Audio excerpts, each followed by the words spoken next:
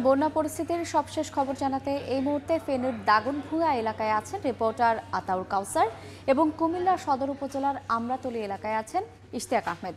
সরাসরি প্রথমেই যাচ্ছি কাউসারের কাছে।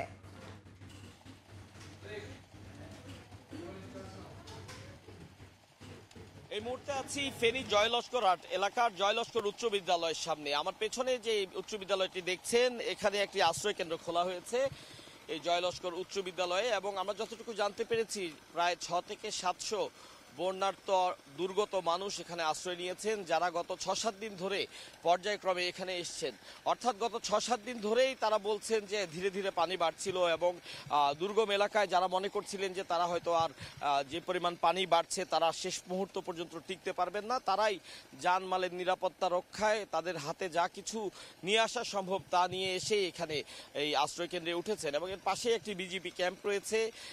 আশ্রয় কেন্দ্রে আশ্রয় যারা নিয়েছেন তারা আমাদের জানিয়েছেন যে তারা এখানে সর্বোচ্চ রকমের সহযোগিতা পাচ্ছেন, বিজিবি তাদেরকে সহযোগিতা করছে, এবং অন্যান্য যে সকল স্বেচ্ছাসেবী সংগঠন আছে তারাও নিয়মিত ত্রাণ দিয়ে যাচ্ছেন। দেখছিলেন যে জয়লস্কর উচ্চ বিদ্যালয়ে যে স্কুলটি, এখানে যে মাঠ রয়েছে, মাঠে প্রচুর পানি এখনো রয়েছে, এবং আমরা দেখতে পাচ্ছি যে জয়লস্কর উচ্চ বিদ্যালয়ের নিচতলায় অনেক পুরনো যে ভবনটি, সেই ভবনের নিচতলায় পানি জমে রয়েছে।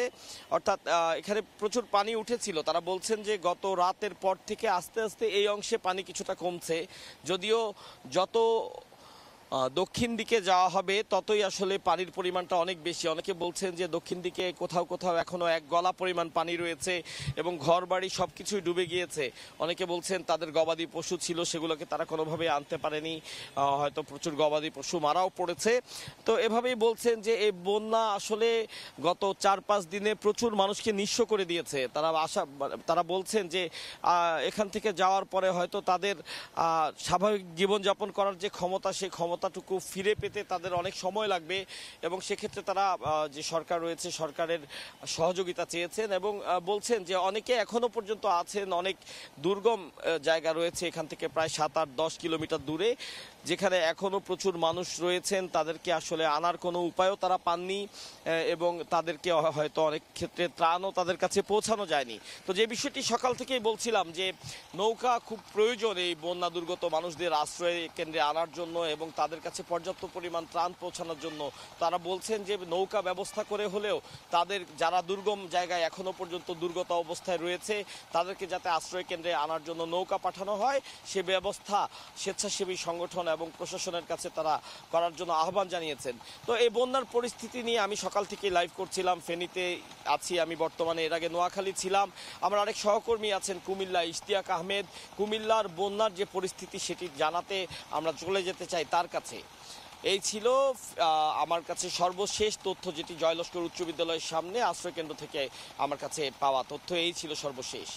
পর এক গ্রাম কিন্তু প্লাবিত হচ্ছে, এবং যে বন্যা পরিস্থিতি সেটা কিন্তু অনেকটা ভয়াবহ রূপ ধারণ করেছে। এবং আমি যদি জানিয়ে রাখতে চাই যে বুড়িচং উপজেলার প্রায় 45,000 গ্রাম কিন্তু ইতিমধ্যে প্লাবিত হয়ে আছে ঘর, এবং আমি বলি যদি পানিবন্দী কিন্তু 1,75,000 মানুষ কিন্তু ইতিমধ্যে পানিবন্দী হয়ে গিয়েছে। তার পাশাপাশি গতকাল আমরা দেখেছি ব্রাহ্মণপাড়া উপজেলার যে ঘঙ্গর নদী ভাঙ্গার ফলে কিন্তু ব্রাহ্মণপাড়া উপজেলার 3টি ইউনিয়ন কিন্তু একেবারে প্লাবিত হয়েছে, এবং সেখানে কিন্তু প্রায় 5,000 পরিবার ইতিমধ্যে পানিবন্দী হয়ে পড়েছে। একটা বিষয় জানা রাখতে চাই যে যেহেতু কুমিল্লা বুড়িচং উপজেলার এবং ব্রাহ্মণপাড়া উপজেলার এই যে উপজেলাগুলো কৃষির উপর নির্ভরশীল বেশি, সেক্ষেত্রে যে প্রচুর পরিমাণ ফসলি জমি কিন্তু ক্ষয়ক্ষতি হয়েছে, এবং প্রায় 4,000 হেক্টর ফসলি জমি পুরো কুমিল্লা জেলা জুড়ে একেবারে তলিয়ে গিয়েছে।